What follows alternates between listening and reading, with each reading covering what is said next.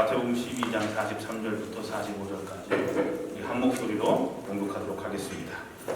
더러운 귀신이 사람에게서 나갔을 때에 물 없는 곳으로 다니며 쉬기를 구하되 쉴 곳을 얻지 못하고 이에 이르되 내가 나온데 집으로 돌아가리라 하고 와보니 그 집이 비고 청소되고 수리되었거늘 이에 가서 저보다 더 악한 귀신 7을 데리고 들어가서 거하니 그 사람의 나중 형편이 전보다 더욱 심하게 되느니라. 이 악한 세대가 또한 이렇게 되리라. 아멘. 자리에 앉으시기 바랍니다. 가순절은 성의 수요일부터 부활주일 전날까지 총 46일 중에 중간에 포함된 6번의 이 주일날을 뺀 나머지 40일간의 기간을 말합니다. 주일은 주님께서 구원하신 날이기 때문에 기뻐해야 될 날이기 때문에 사순절이라도 주일은 제외하고 사순절이 40일간의 기간을 말합니다. 매 주일은 예수님의 부활을 기념하는 날이기 때문에 그렇습니다. 사순절의 이 순이라는 말이 숫자 열을 뜻하기 때문에 사순절은 40일 동안의 절기라는 의미를 가지고 있습니다. 이 40이라는 숫자는 교회의 전통과 깊은 관계가 있는 숫자인데요. 이스라엘 백성들이 광야에서 훈련받은 기간이 40년이요. 모세가 하나님의 사람으로 부르심을 받기까지 광야에서 훈련받은 기간이 40년입니다. 또 모세가 10계명을 받기 위해서 시내산에서 기도한 기간이 40일이고 엘리야가 기도한 기간이 40일이기도 합니다. 예수님도 성령에 이끌리어 광야에서 40일간 금식하고 기도하시면서 공생애를 준비하시기도 했습니다. 성경의 이러한 내용으로 보아서 40이라는 숫자는 준비하고 훈련받는 것과 밀접한 관계가 있다고 볼 수가 있습니다.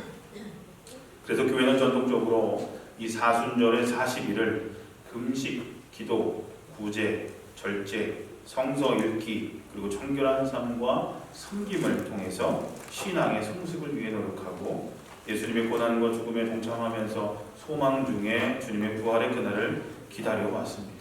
이제 지난 수요일 2월 26일이죠. 성의 수요일부터 사순절이 시작되었습니다. 이 사순절은 예수님의 고난을 기억하고 고난의 의미를 되새기는 기간입니다. 또한 우리들을 위해서 고난당하신 예수님의 사랑에 감사하는 기간이 또한 사순절입니다. 우리 교회는 사순절 묵상기입을 통해서 발간을 했고 또 신약 통독을 통해서 경건한 사순절을 보내도록 하고 있습니다.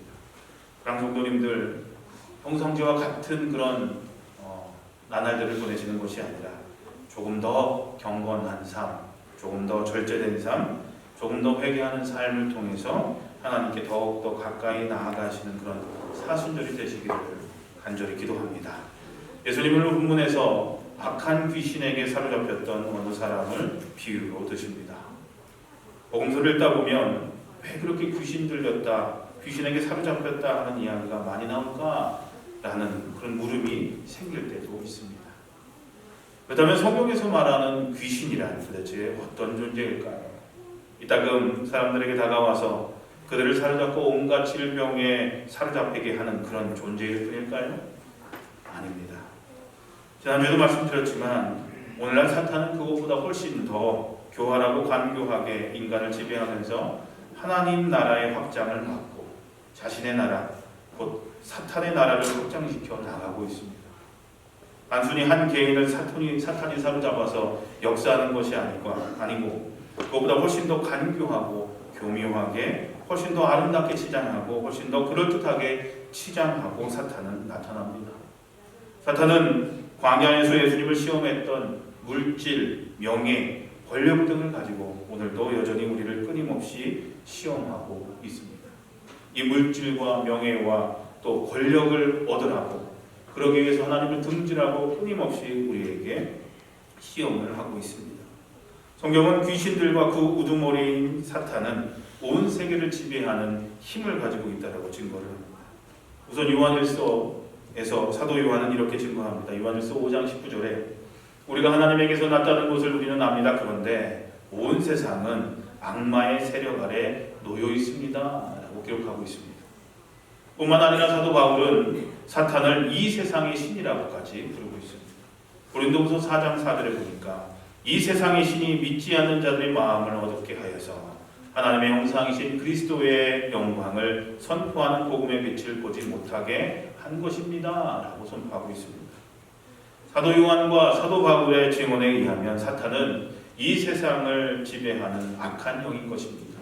그리고 사탄은 세상 사람들을 사로잡아서 하나님께로부터 멀어지게 만들고 그리고 복음의 빛을 보지 못하게 만든다는 것입니다. 복음서에 보면 사탄은 많은 사람들을 사로잡아서 고통에 시달리게 만들었습니다. 녹음 13장에 보면 한 여인이 사탄에게 사로잡혀서 허리가 굽어서 조금 더 펼 수가 없는 고통을 당하고 있었는데 그 기간이 무려 18회나 되었다고 기록되어 있습니다. 그래서 예수님께서 그녀를 고쳐주시면서 이렇게 말씀하십니다. 아브라함의 딸인 이 여자가 18해 동안이나 사탄에게 매여 있었으니 안식일에라도 이 매임을 풀어주어야 하지 않겠느냐라고 말씀을 하십니다. 예수님은 바로 이런 악한 영들, 곧 세상을 지배하는 사탄을 물리치고 사탄에 사로잡힌 자들을 풀어주기 위해서 이 땅에 오셨습니다. 그래서 그 사실을 보여주기 위해서 복음서에는 귀신을 쫓아내는 많은 이야기들이 소개되고 있는 것입니다. 그런데 마가복음 9장에 이상한 이야기가 하나 나옵니다. 예수님께서 변화산에 제자 셋을 데리고 올라가셨다가 내려오니까 난리가 나 있었습니다. 어떤 사람이 아들을 데리고 왔는데 그 아들이 귀신 들려 거품을 흘리면서 뒹굴고 있었던 것입니다. 귀신이 그 아이를 죽이려고 여러 번 불 속에도 던져보고 물 속에도 던졌다는 겁니다. 그래서 제자들에게 고쳐달라고 부탁했더니 못 고쳤다라는 겁니다. 즉 제자들이 귀신을 내쫓지 못했던 겁니다. 그 와중에 예수님께서 산에서 내려오시자 그 아이의 아버지가 말합니다. 하실 수 있으시면 우리를 불쌍히 여기시고 도와주십시오. 예수님께서 그에게 말씀하십니다. 할 수만 있으면 이 무슨 말이냐? 믿는 사람에게는 모든 일이 가능하다. 그 아이의 아버지가 큰 소리로 외쳐보고 말합니다. 내가 믿습니다. 믿음 없는 저를 용서해 주십시오. 도와주십시오. 그러자 예수님께서 악한 귀신을 꾸짖어 말씀하십니다.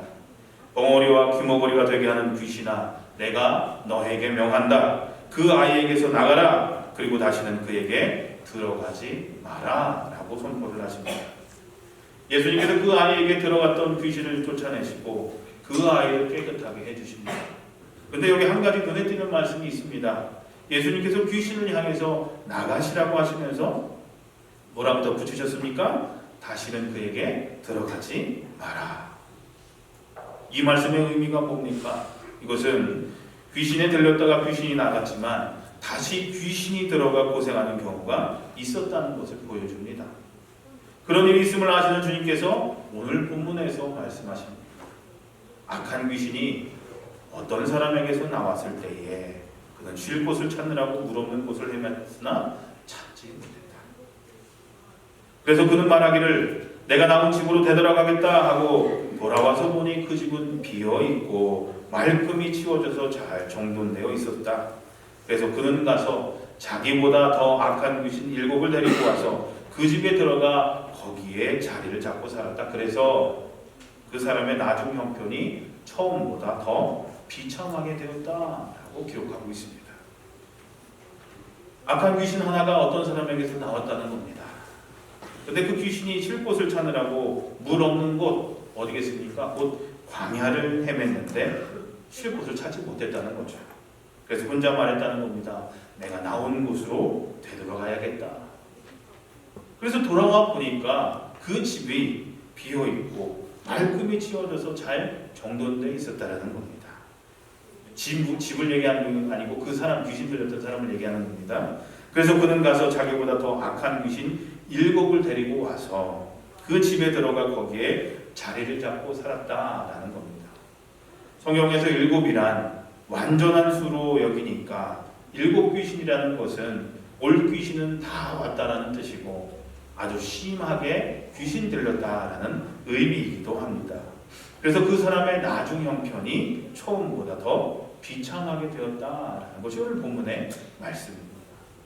예수님은 이 비유의 말씀을 통해서 무엇을 말씀하고자 하시는 걸까요?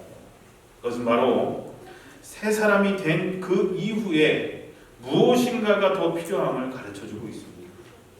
즉 말끔히 청소되었고 잘 정돈된 것으로는 충분하지 않다는 것입니다.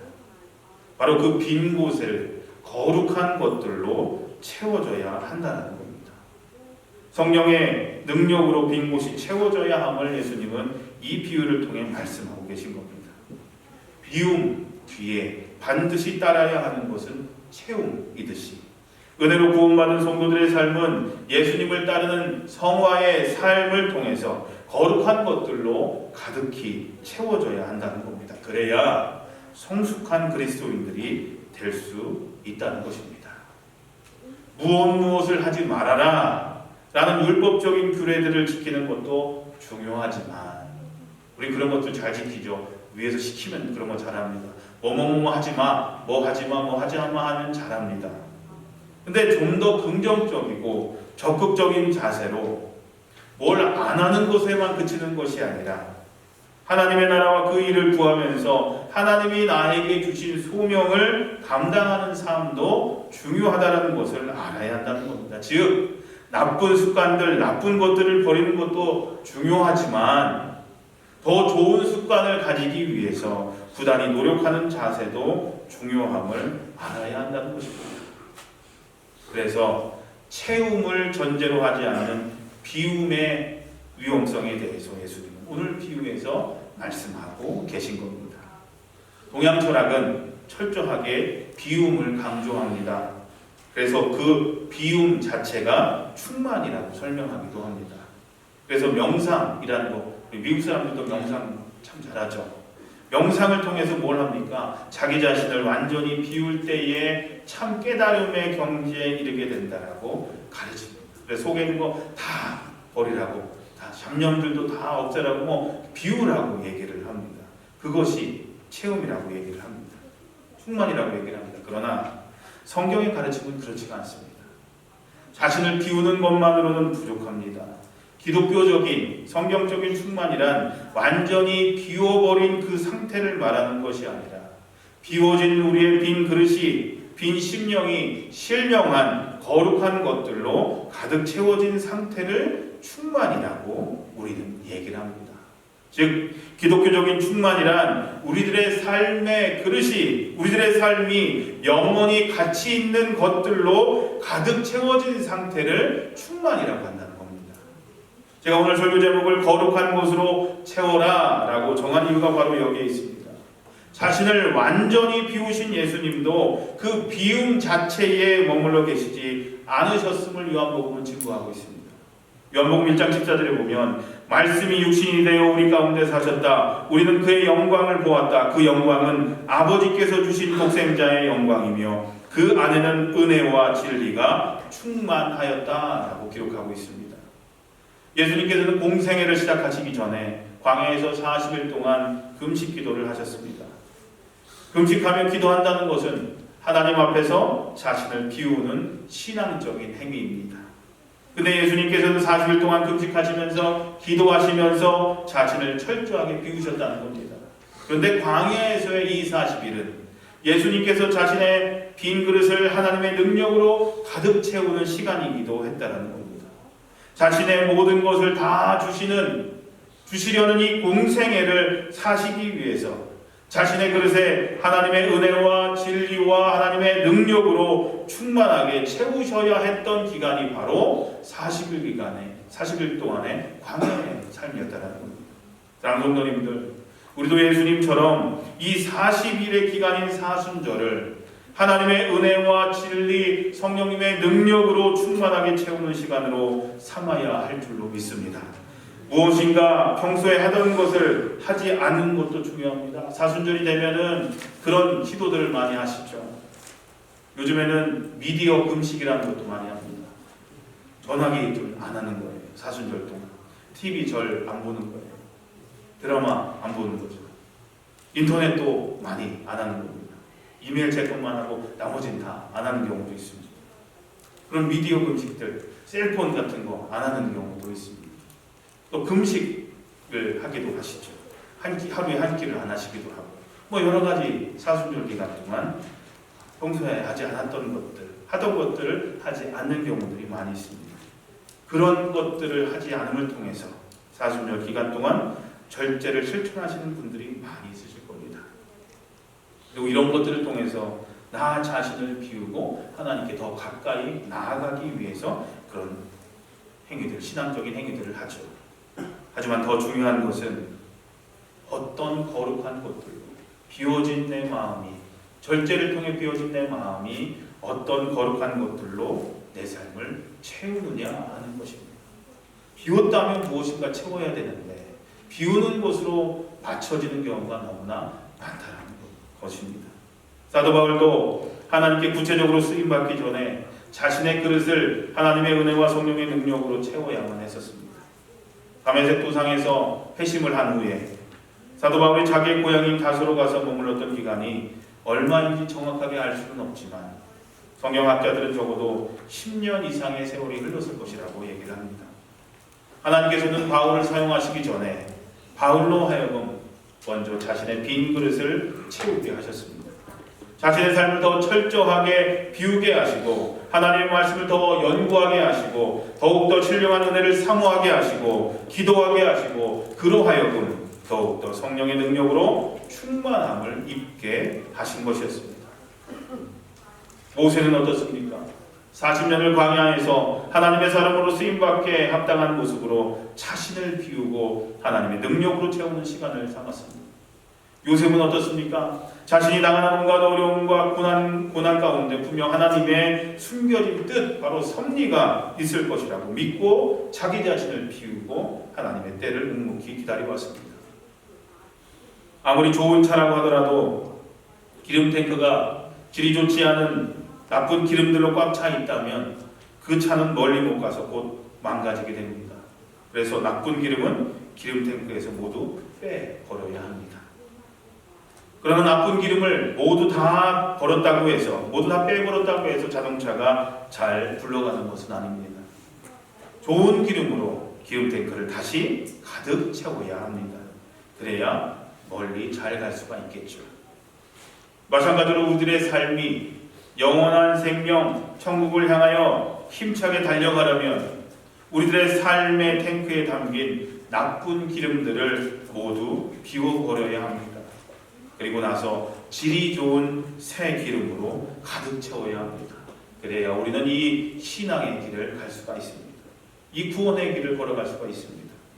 성경은 우리들의 삶에 가득 채워야 할 이 좋은 새 기름이 하나님의 은혜와 진리 그리고 성령의 능력이라고 가르쳐주고 있습니다.